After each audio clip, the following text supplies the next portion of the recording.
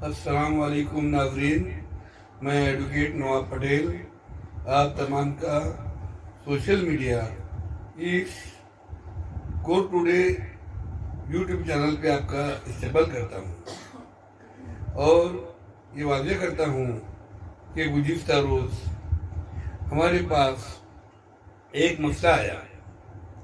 एक क्लाइंट आया, उसने कहा कि मेरा केस 4 साल से कोर्ट में पेंडिंग है और आज तक के उसमें कुछ हुआ ही नहीं, तो अब हमने क्या करना चाहिए। तो नाज़रीन, इसके लिए जो है तो आपकी तरफ से ही कोताही बरती गई।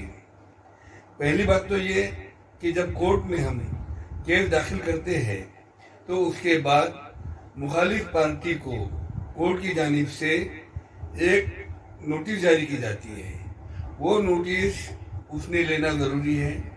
नोटिस जाती है बेलिफ की तरफ से, लेकिन अगर सामने वाला ज़्यादा शातिर हुआ तो वो बेलिफ को भी मैनेज करता है और रिपोर्ट देता है मुलाकात नहीं हुई, मिले नहीं, घर बंद है, कुफल लगा हुआ था, ऐसे कोई भी बहाने लगाकर रिपोर्ट आ जाता है। ऐसी सूरत में आपके वकील को चाहिए कि वो री इश्यू का एप्लीकेशन दे और री इश्यू का एप्लीकेशन देने के बाद वो री इश्यू का एप्लीकेशन के ऊपर ऑर्डर लेने के साथ दरखास्त में ये भी लिखे कि हमें बाहंड दे बोल के। जब वो बाहंड हमदर्द आपको मिल जाएगा तो आपका काम है कि उस एरिया का जो बेलिफ है उसको साथ लेकर जाए, उसको मकान बतलाए अपोजिट पार्टी का, वो खुद उसको वहाँ पर जाकर शामिल कर देगा। एक टाइम नहीं जाएगा, 2 टाइम जाएगा, 3 टाइम जाएगा। आपको तारीख मिलने से दूसरी तारीख तक की बहुत मौका है, तारीख के दिन तक रिपोर्ट आ सकता है। अगर इतने पर भी नहीं आया, वो मकान पे ही नहीं है, तो ऐसी सूरत में उसके मकान के किसी भी मर्द शख्स को वो नोटिस शामिल करा सकता है, समझ शामिल करा सकता है। अगर वो भी मुमकिन नहीं हुआ तो ऐसी सूरत में आप दूसरी एक दरखास्त दे रिपोर्ट आने के बाद कि उसके मकान पर ऐसी जगह चिस्पा करने के लिए ऑर्डर चाहिए जहां पर हर कोई आसानी से देखकर पढ़ सके और उसको उस नोटिस की तल्ला हो जाए। वो रिपोर्ट जब बिलीफ ला कर देगा, उसके बावजूद भी अगर कभी अपोजिट वाला मुद्दे अलही प्रतिवादी हाजिर नहीं होता है तो ऐसी सूरत में उस प्रतिवादी के खिलाफ एक्स पार्टी ऑर्डर करने के लिए दरखास्त दी जाए। कोर्ट खुद उसमें फिर एक्स पार्टी का ऑर्डर देता है। अब ये एक्स पार्टी ऑर्डर क्या होता है? एक्स पार्टी ऑर्डर का मतलब ये होता है कि अपोजिट पार्टी को समझ मिलने के बाद भी अगर वो कोर्ट में हाजिर नहीं हुआ तो ऐसी सूरत में उसके खिलाफ कोर्ट एक ऑर्डर पास करता है और उस ऑर्डर के बाद उसको अपनी बाजू रखने का कोई हक बाकी नहीं रहता, बल्कि उसके वकील को क्रॉस करने का भी हक नहीं रहता। लेकिन एक पार्टी का मतलब ये नहीं होता कि जिस दिन रिपोर्ट आ गया उस दिन आपके हक में फैसला हो जाएगा, बल्कि आपका जो दावा है वो आपको साबित करना पड़ेगा कि ये मेरा हक में दावे की वजूहत है और ये मेरे हक में फैसला होना चाहिए।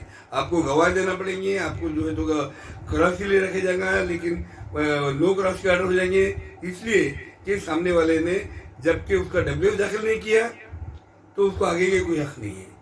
डब्ल्यूएस के ऊपर से इश्यू फ्रेम होते हैं और इश्यू फ्रेम होने के बाद आपके प्लिट में और उसके डब्ल्यूएस में जो मवाद आया हुआ है उस मवाद के जरिए से कोर्ट जो है कुछ मुद्दे फिक्स करता है और उस मुद्दों के आधार पर आपको एविडेंस देना पड़ता है। जब उसने डब्ल्यूएसी दाखिल नहीं किया तो उसको क्रॉस करने का भी कोई हक नहीं है। ऐसी सूरत में ये केस पूरी प्रोसीडिंग जो है एक पार्टी चलेंगी, अलबत्ता उसको जो है तो आर्गुमेंट करने का इख्तियार रहेगा, वो आर्गुमेंट कर सकता है लेकिन क्रॉस नहीं कर सकता और उसका एविडेंस भी नहीं देगा।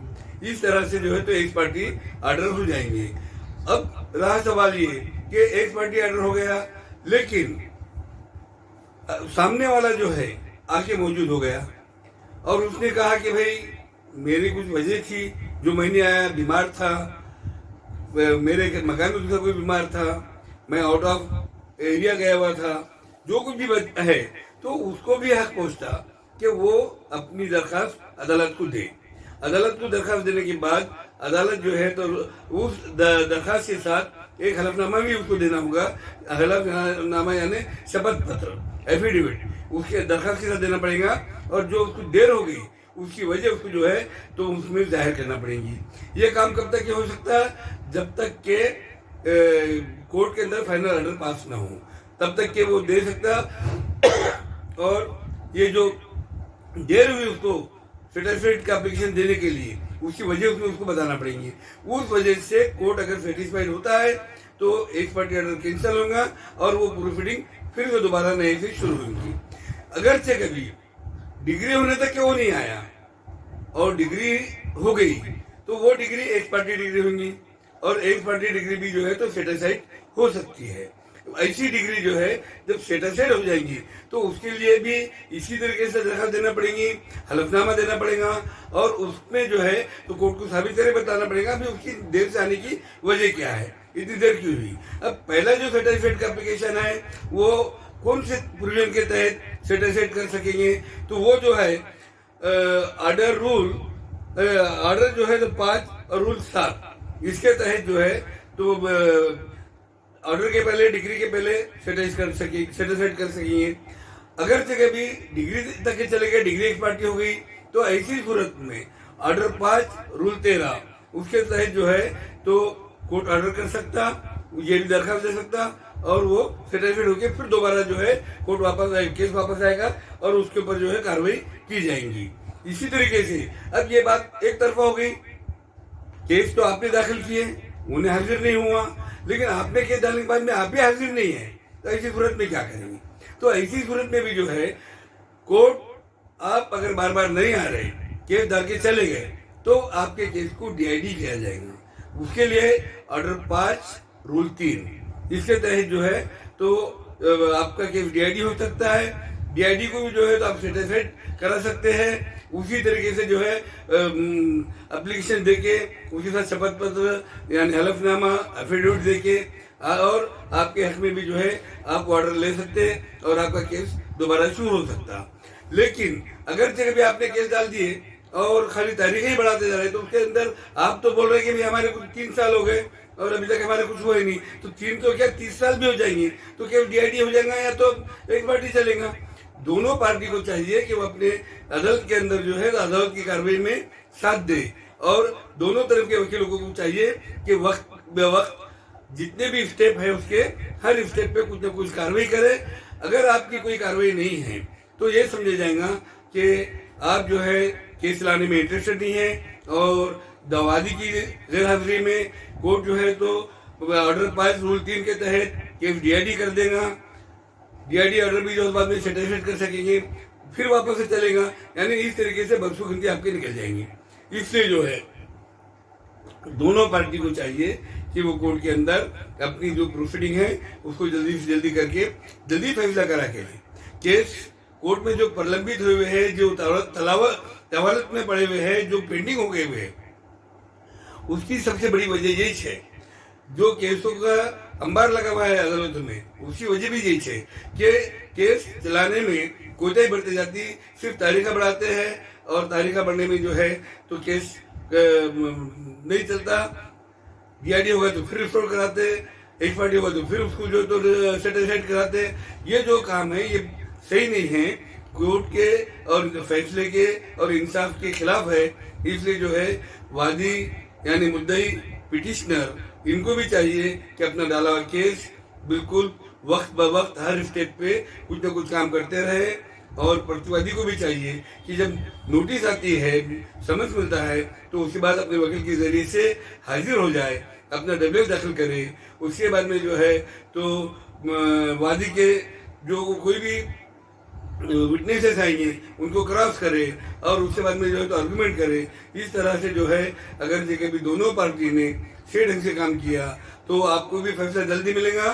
क्यों कि इंसाफ दोनों को चाहिए। लेकिन अगर कभी तुम्हारे नियत में खराबी है कि हम केस खाली पेंडिंग करने के लिए डाल रहे हैं, तो फिर उसके लिए अदालत भी कुछ नहीं करेंगी और कोई भी कुछ नहीं करेगा, वो केस जो है तो पेंडिंग रहेंगे। इतना कहते हुए मैं आपका शुक्रिया अदा करता हूँ और आज के जो वीडियो है इसको यहाँ पर ख़त्म करते हुए आप तमाम से गुजारिश करता हूँ कि आप जो है इस चैनल को सब्सक्राइब करें, लाइक करें और बेल आइकॉन दबाना ना भूलें। खुदा हाफिज़ वस्सलाम।